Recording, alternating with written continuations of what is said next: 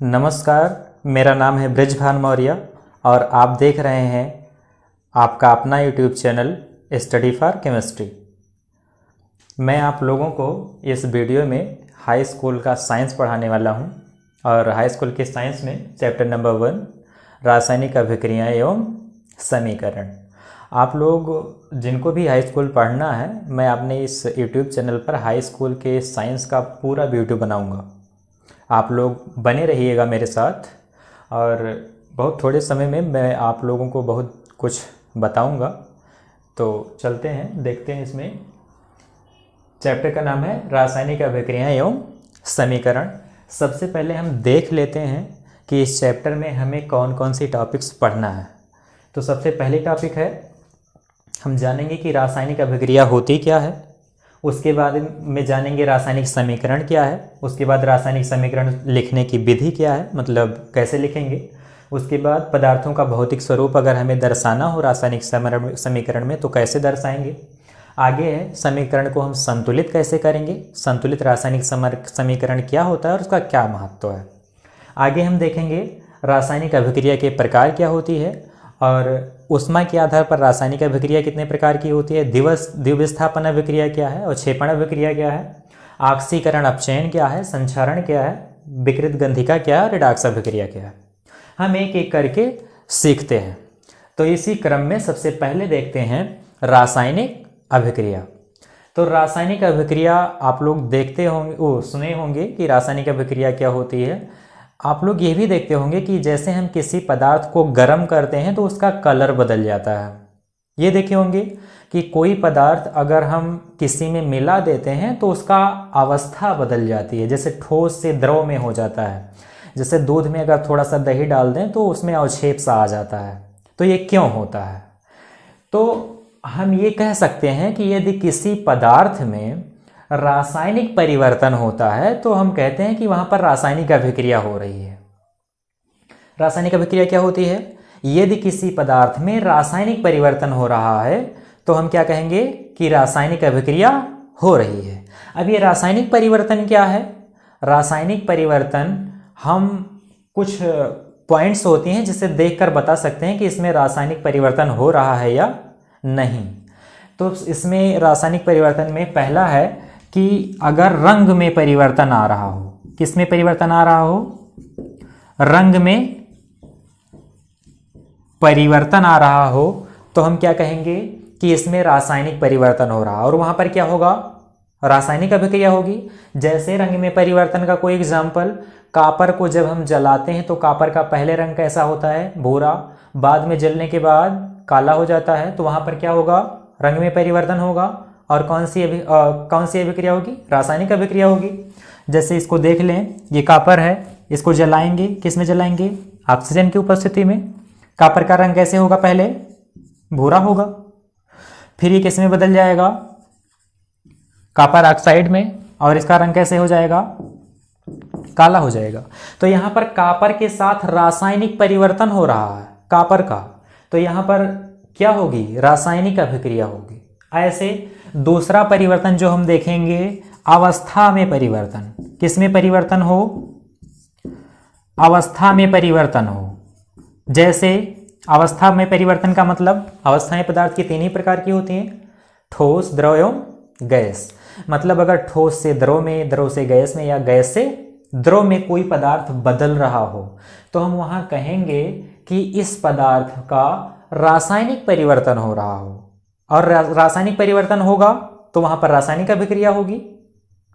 और अगला जो परिवर्तन है वो परिवर्तन होगा किसी गैस का निकलना। किसी गैस का निकलना मतलब गैस का उत्सर्जन। अगर किसी पदार्थ से आप उसको ताप दे रहे हैं, दाब दे रहे हैं, उसमें से कोई गैस निकल रही है तो हम क्या कहेंगे कि वहां पर रासायनिक परिवर्तन हो रहा है। और रासायनिक परिवर्तन होगा तो क्या होगी, रासायनिक अभिक्रिया होगी। अगला है चौथा ये है कि अगर उसमें से ताप निकल रहा है या ताप आप दे रहे हैं किसी पदार्थ को, मतलब ताप में परिवर्तन। किस में परिवर्तन, ताप में परिवर्तन। ताप में परिवर्तन हो रहा है तो वहां पर क्या होगी, रासायनिक अभिक्रिया होगी। तो हम ये 4 बातों पर ध्यान रखेंगे कि अगर किसी पदार्थ का रंग परिवर्तित हो रहा, अवस्था परिवर्तित हो रहा, या गैस उत्सर्जित हो रहा, या फिर ताप दे रहे हैं या उसमें से ताप निकल रहा, तो हम ये कहेंगे कि उसका रासायनिक परिवर्तन हो रहा। और अगर रासायनिक परिवर्तन हो रहा होगा तो क्या होगा, रासायनिक अभिक्रिया होगी। तो ये तो क्लियर हो गया होगा कि रासायनिक अभिक्रिया क्या होती है। यदि किसी पदार्थ में रासायनिक परिवर्तन हो रहा हो तो वहां पर क्या होगा, रासायनिक अभिक्रिया हो रही होगी। आगे हम देखेंगे कि रासायनिक समीकरण क्या होता है। क्या देखेंगे, रासायनिक समीकरण क्या होता है। तो जब किसी पदार्थ में रासायनिक परिवर्तन हो रहा होता है तो हम उसे कहते हैं कि रासायनिक अभिक्रिया हो रही है। और जब उसी रासायनिक अभिक्रिया को हम किसी संकेत के द्वारा लिख देते हैं एक लाइन में, तो हम उसे क्या कहेंगे, रासायनिक समीकरण कहेंगे। जैसे अभी हम कापर क्या कर रहे थे, कापर को जला रहे थे। कहाँ जला रहे थे, रंग परिवर्तन में। यहाँ पर कापर था, इसको किसकी उपस्थिति में, ऑक्सीजन की उपस्थिति में जला रहे थे। क्या बन रहा था, कापर ऑक्साइड। तो यहाँ पर हम कापर को Cu, ऑक्सीजन को O2, मतलब संकेताक्षर के द्वारा एक लाइन में लिख दिए हैं, तो हम इसे क्या कहेंगे, रासायनिक समीकरण कहेंगे। तो जब कभी किसी रासायनिक अभिक्रिया को एक संकेत के रूप में लिख देते हैं तो हम उसे क्या कहते हैं, रासायनिक समीकरण कहते हैं। ये भी सीख गए होंगे आप लोग कि रासायनिक समीकरण क्या होता है। अब आगे हम देखेंगे, तीसरी पॉइंट है इसमें, रासायनिक समीकरण लिखने की विधि। अगर कोई रासायनिक समीकरण लिखना है तो हम कैसे लिखेंगे। अभी आप लोग हाई स्कूल में हैं तो रासायनिक समीकरण लिखना नहीं जानते होंगे, तो हम लोग सीखेंगे कि रासायनिक समीकरण हम लिखें कैसे। तो जो रासायनिक समीकरण होता है वो मुख्यतया 3 चीजों से मिलकर बना होता है। रासायनिक समीकरण कितने चीजों से मिलकर बना होता है, 3। अभिकारक, अभिकर्मक और एक तीर लगाते हैं, और यहां पर क्या बनता है, उत्पाद। अब हम इन तीनों को जानेंगे, है ना। जैसे ये अभिकारक क्या होता है, तो किसी रासायनिक अभिक्रिया को होने के लिए पहले कुछ पदार्थ होना चाहिए ना, और जो पहले सबसे ज़्यादा पदार्थ होता है जिसको हमें किसी दूसरे पदार्थ में बदलना होता है, उसे हम क्या कहते हैं, अभिकारक कहते हैं। ये स्टार्टिंग में ही हम अभिक्रिया को कराने के लिए लेते हैं, तो ये क्या कहलाता है, अभिकारक कहलाता है। और अभिक्रिया को स्टार्ट करने के लिए, जैसे हम एक पदार्थ ले लिए, जैसे हम एथिलीन ले लिए, एथीन ले लिए, हमें अल्कोहल बनाना है, तो हम उसमें जो थोड़ा सा जैसे पानी मिलाते हैं बाद में, तो हम उसे अभिकर्मक कहते हैं। क्या कहेंगे, अभिकर्मक कहेंगे। मतलब अभिक्रिया को स्टार्ट करने के लिए जो मिलाते हैं उसे हम क्या कहेंगे, अभिकर्मक कहेंगे। और अभिकारक और अभिकर्मक को हम बाईं तरफ लिखेंगे, बीच में एक तीर लगाएंगे, तीर का सिर किधर रहेगा, उत्पाद की तरफ, और हम दाईं तरफ क्या लिखेंगे, उत्पाद लिखेंगे। ये रासायनिक समीकरण लिखने की पहला नियम है कि अभिकारक और अभिकर्मक किस तरफ रहेगा, बाईं तरफ, और उत्पाद किस तरफ रहेगा, दाईं तरफ। जिसमें अभिकारक जानते हैं कि स्टार्टिंग वाला पदार्थ रहता है जिसमें हम रासायनिक परिवर्तन कराना चाहते हैं, और अभिकर्मक क्या होता है, इसका रासायनिक परिवर्तन कराने के लिए जो आवश्यक पदार्थ होता है, ये थोड़ी मात्रा में होता है हमेशा लगभग, और ये ज़्यादा मात्रा में, और इन दोनों से मिलकर के क्या बनता है, उत्पाद बनता है। और अगला नियम है, ये पहला नियम है, अगला नियम ये है कि हमें अगर इसमें उत्प्रेरक प्रयोग करना है, उत्प्रेरक अभी आप लोग नहीं जानते होंगे, तो उत्प्रेरक वो पदार्थ होता है जो अभिक्रिया की दर को घटा देता है या बढ़ा देता है। तो उत्प्रेरक को हम तीर के ऊपर या तीर के नीचे लिख देते हैं। जैसे अगर हम अमोनिया बनाना चाहें तो अमोनिया में क्या होता है, नाइट्रोजन होता है, और क्या होता है, हाइड्रोजन होता है। क्या बनाएंगे, अमोनिया बनाएंगे। यहाँ पर देखो, यहाँ पर एक उत्प्रेरक की आवश्यकता होती है। वैसे भी बन जाएगा ये अमोनिया, लेकिन बहुत धीरे धीरे बनेगा, इसलिए हम एक उत्प्रेरक आयरन का प्रयोग करते हैं। तो आयरन चाहे आप तीर के ऊपर लिख दें और चाहे तीर के नीचे। एक और होता है कि ताप किसी अभिक्रिया में देना पड़ता है, तो ताप को या तो ऊपर लिख दीजिए या नीचे लिख दीजिए, ठीक है। तो ये दूसरा नियम है।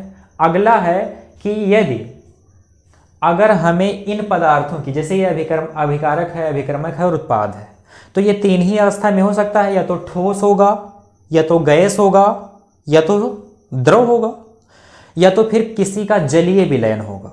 तो अगर हम इसे प्रदर्शित करना चाहें, हम ये जानना चाहें इसी समीकरण में कि ये ठोस है या गैस है या द्रव है, तो उसको प्रदर्शित करने के लिए हमारे पास कुछ चिन्ह हैं, कुछ अक्षर हैं जिनसे हम बता सकते हैं। वो अक्षर ये हैं कि अगर जैसे इस समीकरण में देखा जाए तो नाइट्रोजन वायुमंडल में किसके रूप में होती है? गैस के रूप में, तो ये गैस ही होगा। हाइड्रोजन है तो ये भी गैस ही होगा, और ये अमोनिया लिक्विड बनती है। तो ऐसे लिख देते हैं, लेकिन हम देख लेते हैं एक बार। जैसे अगर कोई अभिकारक या उत्पाद ठोस रूप में है, किस रूप में हो? ठोस रूप में हो, तो हम उसे किस रूप में लिखेंगे? यस। अगर कोई गैस के रूप में है, मतलब गैस है, उत्पाद हो या अभिकारक हो, तो हम उसे कैसे लिखेंगे? स्मॉल जी से, और इसे स्मॉल यस से। अगर कोई क्या नाम है, जलीय विलयन है, जैसे जल में कोई चीज़ घोल दिया, जैसे चीनी को घोल दिया जाए पानी में, तो उसे हम क्या लिखेंगे? एक्वस लिखेंगे। अगर कोई अवक्षेप बन रहा, अवक्षेप तो आप लोग जानते होंगे, जैसे दही जब बनाते हैं तो दही में ऊपर वाला जो जमा हुआ पार्ट होता है उसे क्या कहते हैं? अवक्षेप होते हैं। जब किसी रासायनिक अभिक्रिया में अवक्षेप बनता है तो ऐसे नीचे की तरफ तीर लगा देते हैं। और जब कहीं गैस निकल रही होती है, गैस का उत्सर्जन होता है, मतलब आप अभिक्रिया करवा दिए हैं, उसमें से गैस निकल रहा है, तो हम ऊपर की तरफ एक तीर लगा देते हैं। ये देखिए, अब देख लेते हैं एक अभिक्रिया लिख करके कि कैसे हम क्या करते हैं। जैसे अभी हम ये सोडियम सल्फेट ले लें या Na2SO4, इसकी अभिक्रिया किससे करवाएं? बेरियम क्लोराइड, मतलब BaCl2 से। क्या बनेगा? यहाँ पर बनेगा BaSO4, मतलब बेरियम सल्फेट, और क्या बनेगा? 2NeCl। यहाँ पर देखिए ये कैसा होगा? यह सॉलिड होता है, तो यहाँ यस लिखेंगे, ऐसे नीचे लिखेंगे। ये BaCl2 होता है, ये कैसे होगा? ये भी सॉलिड होगा। ये जो BaSO4 होगा ये क्या होगा? ये भी सॉलिड होगा। और ये कैसे होगा? अवक्षेप होगा, तो हम ऐसे लगा देते हैं, ठीक है। अब गैस उत्सर्जन का भी एक अभिक्रिया देख लीजिए। जैसे अभी गैस जिंक की अभिक्रिया हम किससे करवाएं? HCl से, तो क्या बनेगा? यहाँ पर ZnCl2 बनेगा, और क्या निकलेगी? यहाँ से हाइड्रोजन गैस निकलेगी। तो हाइड्रोजन के पीछे ऐसे तीर लगा देंगे। यहाँ पर ये संतुलित नहीं होगा, यहाँ 2 कर दीजिए, संतुलित हो जाएगा। आगे और रासायनिक अभिक्रिया देखना चाहें तो और भी है। जैसे उत्प्रेरक अभी हम बात कर रहे थे, तो उत्प्रेरक कैसे लिखेंगे? तीर के ऊपर। जैसे आप एल्कोहल बनाएंगे तो ये CH2 डबल बंद CH2, जब इसकी अभिक्रिया एथीन की H2O से करवाएंगे, किसकी उपस्थिति में? H2SO4, मतलब सल्फ्यूरिक अम्ल। यहाँ पर सल्फ्यूरिक अम्ल जो होगा वो उत्प्रेरक का कार्य करेगा, और ताप जो होगा वो 140 अंश सेल्सियस रहेगा। तो यहाँ पर क्या बनेगा? एल्कोहल बन जाएगा। कौन सा एल्कोहल? एथिल एल्कोहल, जो गांव में लोग पीते हैं, है ना, तो एल्कोहल बनेगा। और तो यहाँ पर ये देखो उत्प्रेरक ऊपर लिखा हुआ है, ये भी उत्प्रेरक ही है। तो उत्प्रेरक को ऊपर नीचे, और ये आप देख चुके। तो पदार्थों का भौतिक रूप अगर हमें दर्शाना है तो हम ऐसे दर्शाएंगे। हमें लगता है कि आप लोग जान गए होंगे। अगर इसमें कुछ कन्फ्यूज़न होगी तो आप लोग कमेंट करके बताइएगा, वीडियो में हम फिर से बताने की कोशिश करेंगे। ये अब हम जानेंगे समीकरण को संतुलित करने की विधि एवं इसका महत्व। तो इसको जानने से पहले हमें ये जानना होगा कि संतुलित समीकरण क्या है। तो संतुलित समीकरण में आप लोग हमेशा सुनते होंगे संतुलन। संतुलन का मतलब होता है बराबर, है ना। संतुलन का मतलब क्या होता है? बराबर। तो अगर अभिकारक पदार्थ के अणुओं की संख्या उत्पाद के अणुओं की संख्या के बराबर हो तो हम ये कहेंगे कि ये समीकरण कैसा है? संतुलित है। जैसे रिएक्शन क्या होता है? रिएक्शन ऐसे ही तो होता है, H2 + Cl2, ये क्या बनाएगा? 2HCl। लेकिन 2 को अगर यहाँ हटा दिया जाए, हम ये जानते हैं कि H2 मतलब हाइड्रोजन और क्लोरीन को मिलाएंगे तो क्या बनेगा, HCl बनेगा। लेकिन हमें ये नहीं पता होता स्टार्टिंग में कितना मोल बनेगा, है ना। तो हम क्या करेंगे कि ये इसको हम संतुलित करेंगे। अभी संतुलित नहीं है, क्यों नहीं संतुलित है, क्योंकि इधर हाइड्रोजन 1 है, इधर हाइड्रोजन 2 है। अगर हम यहाँ गुणा कर दें तो अब संतुलित हो जाएगा। इधर भी हाइड्रोजन 2 है और इधर भी हाइड्रोजन 2 है, इधर क्लोरीन 2 है, इधर क्लोरीन 2 है। अब ये समीकरण संतुलित हो गया। क्यों संतुलित हो गया, क्योंकि इधर भी परमाणुओं की संख्या और इधर भी परमाणुओं की संख्या, मतलब बाएं तरफ और दाएं तरफ बराबर है, संतुलन है। तो हम इसे संतुलित समीकरण कहेंगे। इसका महत्व क्या है, इसका महत्व ये है कि अगर हमें 2 मोल HCl बनाना हो, कितना मोल, 2 मोल, तो हमें ये पहले से ही पता हो जाएगा कि हम 1 मोल क्लोरीन का लेंगे और 1 मोल हाइड्रोजन का लेंगे। ये संतुलित समीकरण का। अगर हमें 4 बनाना है तो हम ये पहले से हमें पता हो जाएगा कि 2 मोल इसका लेना होगा, 2 मोल इसका लेना होगा। ये इसका महत्व है। तो आप लोग ये भी जान गए होंगे कि इसका संतुलित समीकरण क्या है और इसका महत्व क्या है। लेकिन हम समीकरण को संतुलित कैसे करें, ये हमें सीखना है। तो समीकरण को संतुलित करने के लिए आपकी किताब में केवल एक मेथड दिया गया है, जिस मेथड का नाम है hit and trial Vidhi.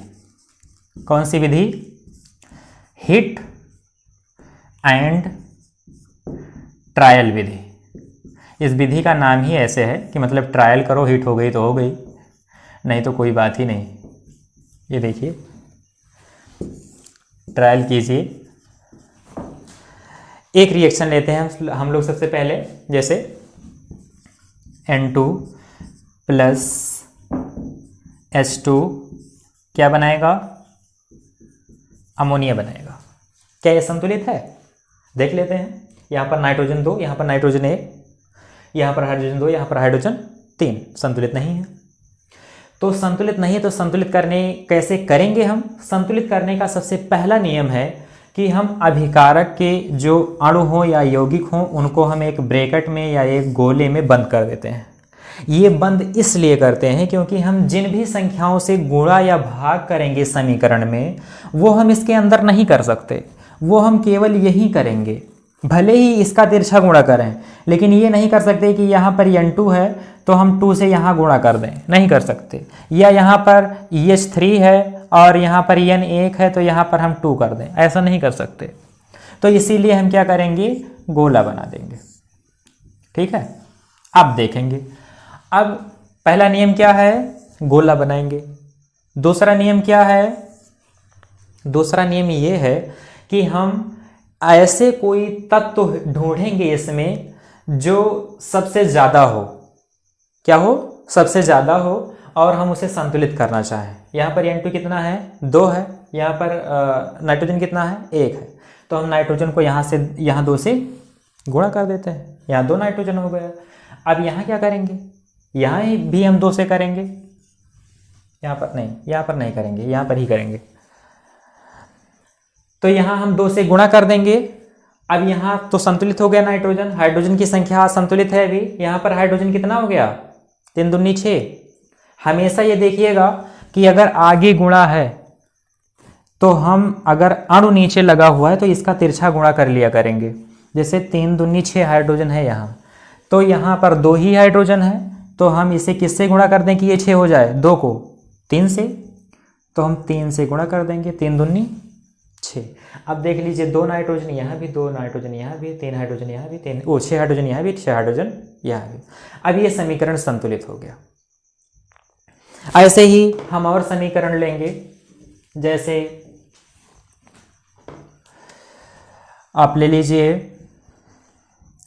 H2 plus Cl2 = HCl, ये समीकरण है। यहाँ पर देखिए 2 हाइड्रोजन है, 2 क्लोरीन है, लेकिन यहाँ पर 1 हाइड्रोजन 1 क्लोरीन है। हम क्या करेंगे, हम देखेंगे कि किससे गुणा कर दें, ऐसी कौन सी संख्या है जिससे गुणा कर दें और ये बराबर हो जाए। तो ऐसी केवल 2 है ना, 2 संख्या, वो ऐसे देख कर गुणा कर सकते हैं। 2 हाइड्रोजन हो गया, 2 क्लोरीन हो गया, दोनों बराबर हो गए, समीकरण संतुलित है। लेकिन ये हिट एंड ट्रायल विधि कोई नियम नहीं है, बस केवल आप लोग ये ध्यान रखिएगा कि इसके अंदर मत गुणा कीजिएगा, और बाकी जिस भी संख्या से आपको लगे कि ये संतुलित हो सकता है उस भी संख्या से आगे गुणा करके संतुलित कर सकते हैं। और इसके लिए कोई खास विधि नहीं है। समीकरण संतुलित करने की विधि के लिए हम एक अलग वीडियो बनाएंगे जो आपके सिलेबस से बाहर होगा, लेकिन आप लोग जान जाएंगे समीकरण संतुलित करने की सटीक विधि। उससे कोई भी समीकरण आ सकता है। जो हिट एंड ट्रायल विधि है, ये जो थोड़े सिंपल समीकरण होते हैं उसी को आप संतुलित कर सकते हैं। बाकी और जो क्लिष्ट समीकरण होते हैं उसको संतुलित नहीं कर पाएंगे या बहुत मुश्किल होगी। तो बस केवल सिंपल सा ही समीकरण संतुलित करें इस वीडियो में, नहीं तो बहुत लंबा हो जाएगा। तो समीकरण संतुलित करने की विधि भी आप लोग जान चुके हैं।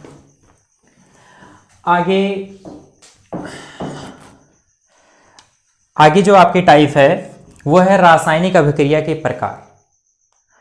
तो आप लोग रासायनिक अभिक्रिया पढ़ चुके हैं कि किसी पदार्थ में रासायनिक परिवर्तन होता है तो हम उसे कहते हैं रासायनिक अभिक्रिया। तो अब ये कितने प्रकार की होती है हम ये पढ़ेंगे। तो जैसे रासायनिक अभिक्रिया कब होती है? जब दो या दो से अधिक अभिकारक आपस में मिलाए जाएं, आप पदार्थ आपस में मिलाए जाएं तो क्या होगा? रासायनिक अभिक्रिया होगी। लेकिन जैसे दो या दो से अधिक पदार्थ मिलाते हैं तो वो कभी एक पदार्थ दूसरे से जुड़ता है, या दूसरा वाला पदार्थ पहले से जुड़ सकता है, या दोनों आपस में जुड़ सकते हैं, या उसमें कुछ हो और वो अपना वाला बाहर निकाल दे, उसको अंदर रख ले।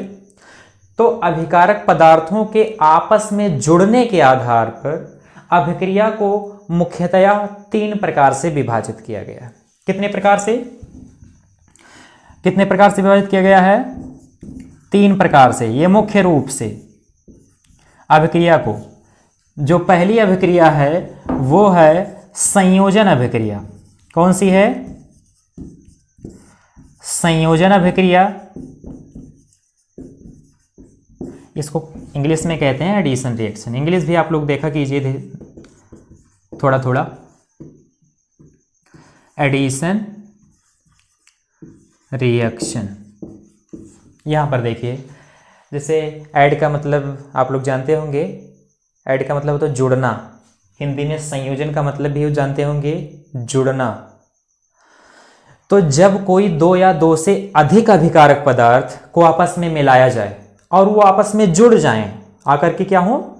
जुड़ जाएं और एक नए पदार्थ का निर्माण करें, तो हम उसे क्या कहेंगे कि वो संयोजन रिएक्शन हो रहा, मतलब आपस में जुड़ करके उत्पाद बना रहा है। जैसे कोई एग्जाम्पल, हाइड्रोजन और क्लोरीन को मिलाइए आप, क्या होगा मिलाने पर? अभी आप इससे पहले देखे हैं HCl बनेगा। क्या बनेगा? HCl बनेगा, 2 मोल बनेगा। यहां पर देखो, हाइड्रोजन अलग है, क्लोरीन अलग है, लेकिन ये दोनों आपस में क्या हुए हैं? जुड़ गए हैं, आपस में एक बंध के द्वारा मिल गए हैं। तो हम इसे क्या कहेंगे? संयोजन रिएक्शन कहेंगे। और एग्जाम्पल देखिए, और है जैसे Mg को जलाया जाए, मैग्नीशियम को जलाया जाए, किसमें? ऑक्सीजन की उपस्थिति में। जलने के लिए ऑक्सीजन आवश्यक होती है, ये तो जानते होंगे। क्या बनाएगा? मैग्नीशियम ऑक्साइड बनाएगा। ये देखिए 2 से यहाँ गुणा करना पड़ेगा, यहाँ भी 2 से। क्या बन गया? Magnesium oxide. ऐसे सोडियम को जलाएंगे, सोडियम को जलाएंगे, क्या बनाएगा? एक मिनट, 2Na, और यहाँ सही है, ये बनाएगा Na2O। यहाँ पर 4Na लेना पड़ेगा आपको, Na2O, और यहाँ 2Na2 बनेगा। ये सोडियम ऑक्साइड बनेगा, है ना। और आगे आप लोग और एग्जाम्पल देख सकते हैं, जैसे CaO, कैल्शियम ऑक्साइड, इसको कली का चूना भी कहते हैं। जब इसको हम पानी में मिलाएंगे तो ये बनाएगा CaOH का होल ट्वाइस, कैल्शियम हाइड्रोक्साइड। इसको दुधिया चूना कहते हैं या चूने का पानी कहते हैं। यहाँ से कुछ उष्मा भी निकलेगी। जैसे आप लोग देखे होंगे, जब आप लोगों का घर पेंट वेंट होता है तो जो वहाँ पर चूना लाते हैं तो ड्रम में मिलाते हैं, उसमें से हीट निकलने लगती है। तो वो जो चूना लाते हैं वो कैल्शियम ऑक्साइड होता है, पानी में डालते हैं, बनता क्या है? कैल्शियम हाइड्रोक्साइड, और निकलती क्या है? उष्मा। तो यहाँ पर यही रिएक्शन होता है। यहाँ पर देखिए ध्यान से आप लोग कि HCl जुड़कर HCl बना रहा है एक उत्पाद, तो ये संयोजन अभिक्रिया है। यहाँ पर MgO मिलकर MgO बनाता है, Na-O2 मिलकर, यहाँ Na और O2 मिलकर क्या बनाते हैं 2Na2, और CaO मिलकर क्या बनाते हैं CaO, और H2O मिलकर क्या बनता है CaOH का होल टॉयस, मतलब CaO H2O मिलकर एकल उत्पाद बना रहे हैं, जुड़ रहे हैं। तो यहाँ पर क्या है संयोजन अभिक्रिया है, एडिशन रिएक्शन है। जो अगला रिएक्शन है वो हम लोग पढ़ेंगे, वो है आपका वियोजन रिएक्शन। कैसा है यह वियोजन अभिक्रिया। दूसरा वियोजन अभिक्रिया या डिसोसिएशन रिएक्शन, डिसोसिएशन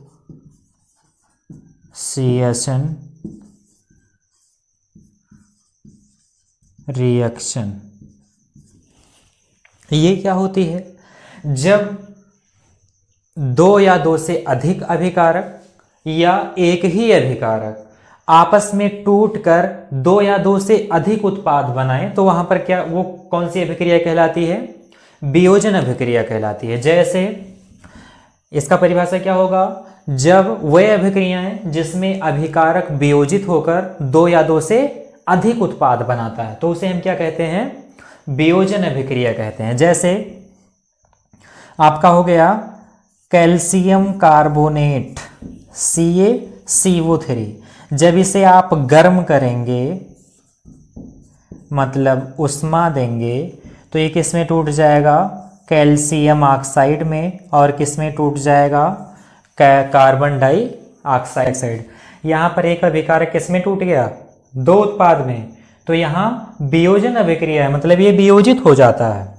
तो आप देख कर बता सकते हैं, कोई इसमें कठिन नहीं है, आराम से सीख सकते हैं। यहाँ पर देखिए लेड नाइट्रेट है, लेड नाइट्रेट जब वियोजित होता है तो किस में बदल जाता है, लेड ऑक्साइड में, नाइट्रोजन डाइऑक्साइड में और ऑक्सीजन में। यहाँ पर एक ही पदार्थ तीन पदार्थों में, मतलब एक अभिकारक पदार्थ तीन उत्पाद में परिवर्तित हो गया है, तो यहाँ पर क्या है, वियोजन अभिक्रिया है।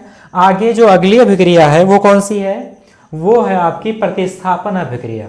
कौन सी अभिक्रिया, प्रतिस्थापन अभिक्रिया। प्रतिस्थापन अभिक्रिया यह सब्स्टिट्यूशन रिएक्शन। यहां पर देखिए ये क्या होती है, प्रतिस्थापन। आपको शब्द से ही पता चल रहा होगा, प्रतिस्थापन का मतलब जो एक दूसरे को प्रतिस्थापित कर दे, मतलब अभिकारक पदार्थ, एक अभिकारक पदार्थ किसी दूसरे परमाणु को अपने से प्रतिस्थापित कर दे, तो वहां पर कौन सी अभिक्रिया होगी, प्रतिस्थापित अभिक्रिया, प्रतिस्थापन अभिक्रिया होगी। जैसे यहां पर Fe plus CZN plus CuSO4 equal to ZnSO4 plus Cu। यहाँ पर देखिए, यहाँ पर कॉपर सल्फेट है और जिंक है। जब हम इसकी अभिक्रिया आपस में करवाते हैं तो Zn क्या करता है, Cu को हटा देता है, हटा दिया, और सल्फेट आयन से स्वयं जुड़ जाता है। तो इसको हटाकर उसकी जगह पर स्वयं स्थापित हो जाता है, मतलब उसको प्रतिस्थापित कर देता है। तो यहाँ कौन सी अभिक्रिया होगी, यहाँ पर प्रतिस्थापन अभिक्रिया होगी। ऐसे और देख सकते हैं, Pb प्लस Zn, हाँ Zn प्लस PbSO4, यहाँ पर क्या हो जाएगा, ZnSO4 प्लस Pb को, लेड को Zn ने प्रतिस्थापित कर दिया है, मतलब उसका स्थान स्वयं ले लिया है। तो यहाँ पर कौन सी अभिक्रिया होगी, प्रतिस्थापन अभिक्रिया होगी। और अब ये जो सामान्य तरीके से तीनों अभिक्रिया आप लोग जान चुके हैं। अगर नहीं समझ में आएगा, इसमें कोई भी त्रुटि होगी या नहीं समझ में आएगा, तो आप लोग बताइएगा कमेंट में। मेरा यह वीडियो देखने के लिए आपका बहुत बहुत धन्यवाद। अगर आपको इस वीडियो से लाभ हुआ है तो आप मेरे इस चैनल को सब्सक्राइब करें, वीडियो को लाइक करें और अपने दोस्तों के साथ ज़्यादा से ज़्यादा शेयर करें जिससे उनको भी लाभ पहुंच सके। धन्यवाद।